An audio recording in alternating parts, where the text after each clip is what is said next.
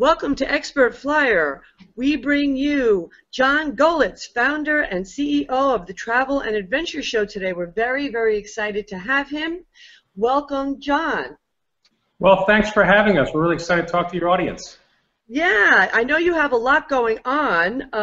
The Travel and Adventure Show is the largest series of travel and adventure shows in the U.S. So give us a little bit of an overview of the show and the cities that you visit throughout the year, kind of what's Sure. happening there. Well, we've been doing these shows, I think, coming up 12 years now, just about. So over the years, we've actually had over 1 million travel enthusiasts come across our shows. So we've kind of calculated all those numbers looking back over the years. It's a lot of fun to see it. Over 3,200 different unique exhibiting companies over the years, tens of thousands of travel agents, hundreds and hundreds of members of the press. So when we look at it, 12 years ago we started, there were no real travel shows in the U.S., and here we are now, the leading series. We do 7.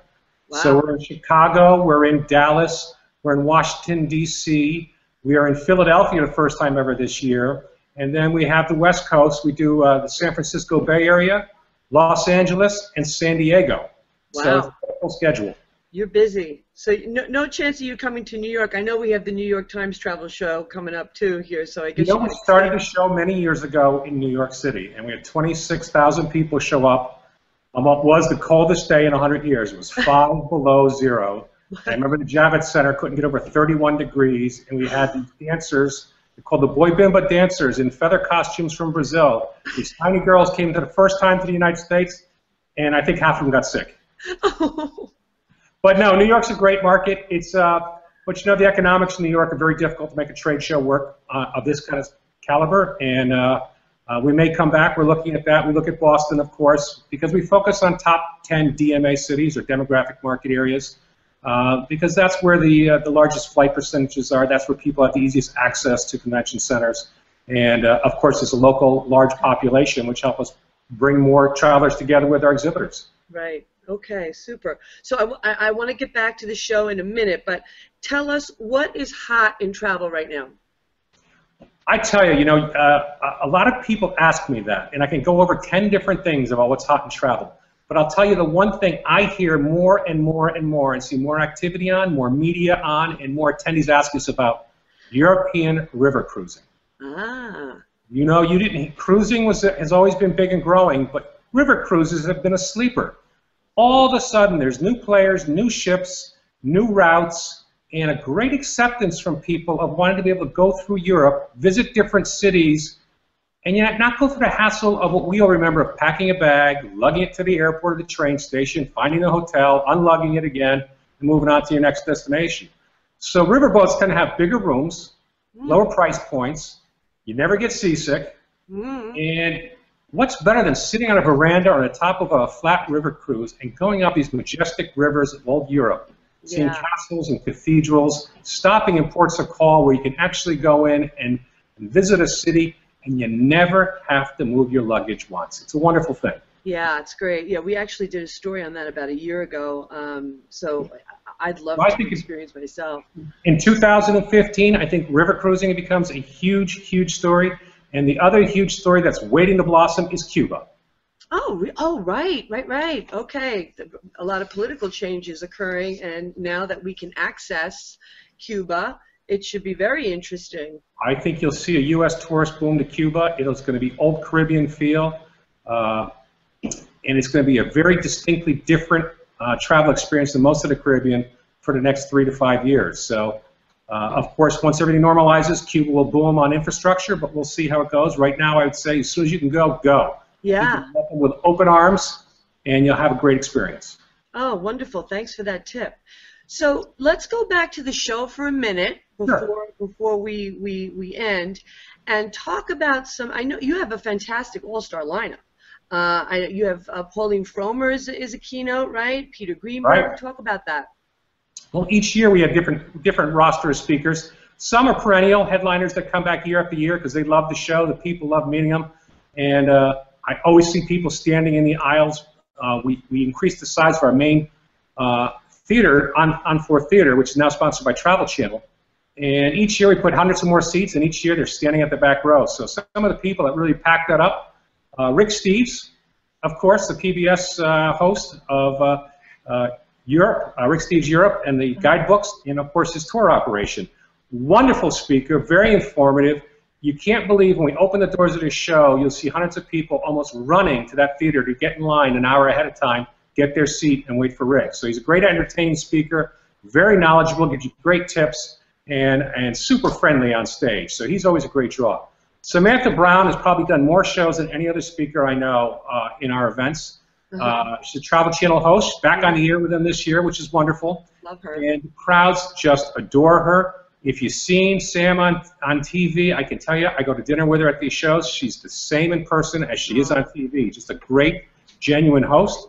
And as I always say, if there's an ambassador from the U.S. to the world from travel, I think the face of it should always be Samantha Brown because everybody loves her. New this year, Phil Kogan, who's the producer and host of Amazing Race.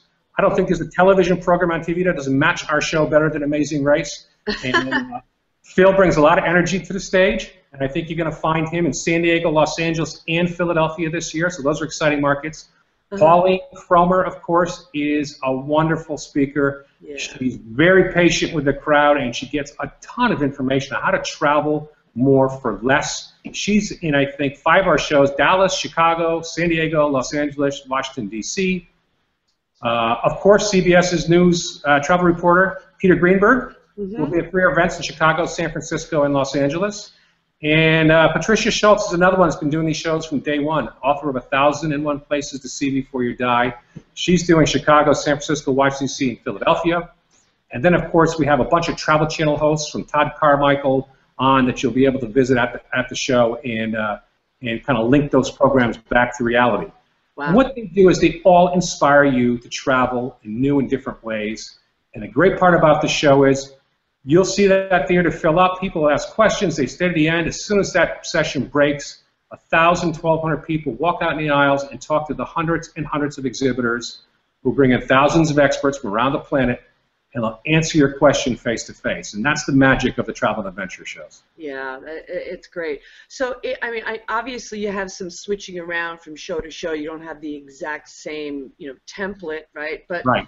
Are most of the actual speaking platforms, are they consistent, or do they change across? They change. So we have 3 or 4 theaters depending which market we're in.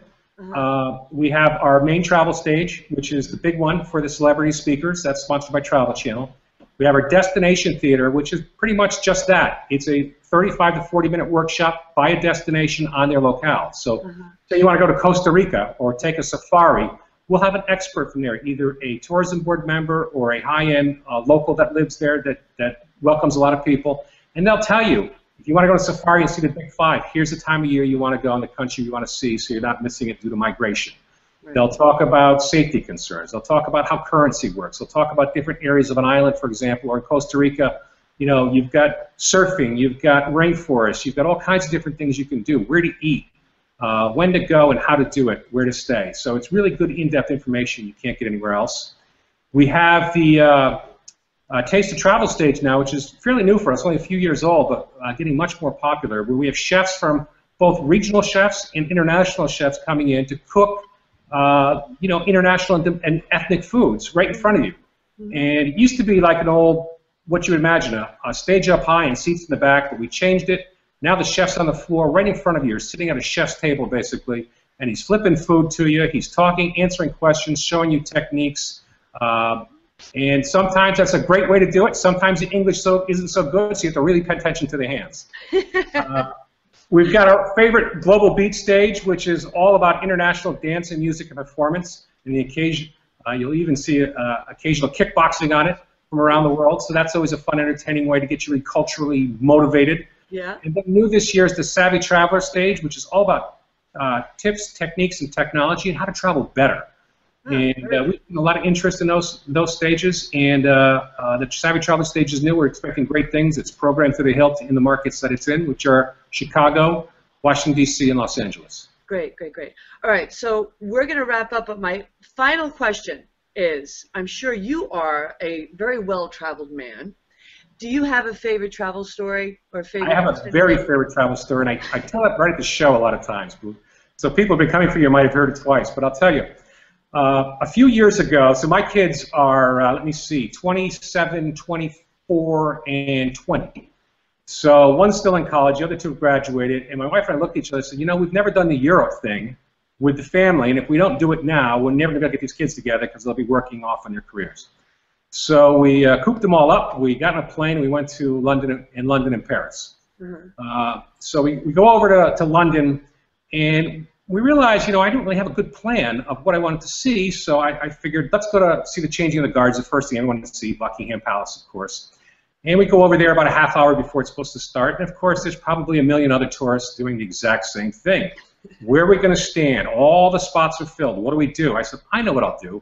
I'm going to go on my iPhone, and I downloaded Rick Steves' Europe, and I read. And he says, you want to go to the Victoria Monument, which is in the circle right in front of Buckingham Palace.